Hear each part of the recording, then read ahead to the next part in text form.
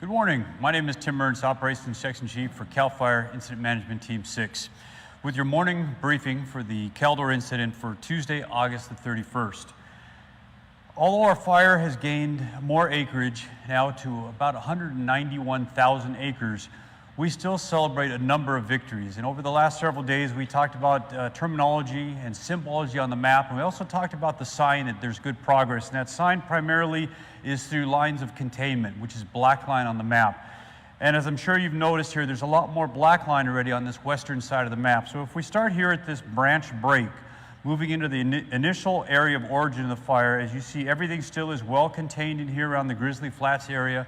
We continue to do a lot of mop-up around that area just to make sure that there are no hot spots remaining in some of those thicker fuels.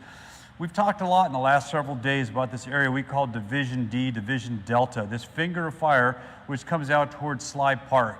This has been one of our toughest areas because the fuels are so thick in here and access is a challenge. Really happy to report that yesterday we were able to actually tie this entire piece in, so we do not anticipate more movement. We'll continue to cold trail this and to do a lot of mop-up around some of the structures in this area. Everything along the Sly Park Road all the way up to Jenkinson Lake and all the way up through the fire line here at the Division Gulf break is holding really well for us. Resources continue in tactical patrol, looking for any hot spots. They continue both day and night to hold all these lines in containment. As we move up along Highway 50, you can see we do have this one area where the fire line actually bumps away from Highway 50.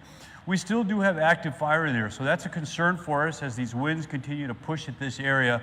So we have a lot of firefighters working this area to try to contain this piece, as well as looking at other contingency lines well above the highway, just in case those winds were to carry into those embers further away. As we move up along the 50, we still continue tactical patrol and mop-up in this entire area in here because there's a lot of homes, as we've talked about before, along this drainage of the American River that we continue to protect and make sure we maintain safety for. Moving up further along the 50, you can still see a lot of uncontained line on the very northern perimeter, which is well above the highway. We have dozers that are working containment lines and contingency lines well above that to see if we can stop that. As you probably noticed, we're in red flag conditions, both yesterday and today. Those red flag conditions blew winds in excess of 30 to 40 miles an hour yesterday, and we're told with gusts up to 50 miles an hour. One of the complexities that we face in this fire is firebrands can be picked up by winds like that and carried a great distance. Yesterday we had firebrand spotting a mile away from the head of the fire. That's an extremely challenging fire environment for firefighters to deal with. So as that fire spotted, it spotted well over the 89, which is now well into the Tahoe Basin.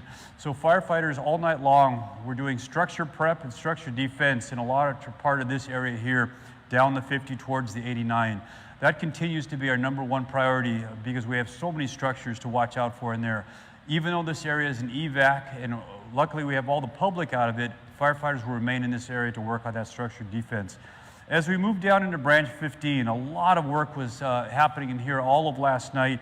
We had several firing operations trying to hold some of this line. We're trying to keep the fire from moving to the south and to the east of Highway 88.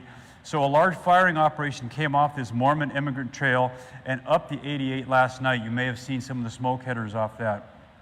As we continue down the 88 into this Division Papa area, again, firing operations were going on to try to maintain some of these control lines and a lot of dozer line working on contingencies as well.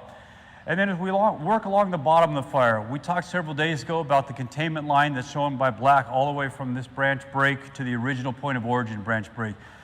This all continues to hold for us really well. Firefighters are working deeper into the black to contain some of those hot spots, to mop up around some of the structures, a lot of structures in there, and we're starting to actually backhaul and pull some of our equipment off the line. So we're very happy that everything has held so well for us here along this southwestern flank.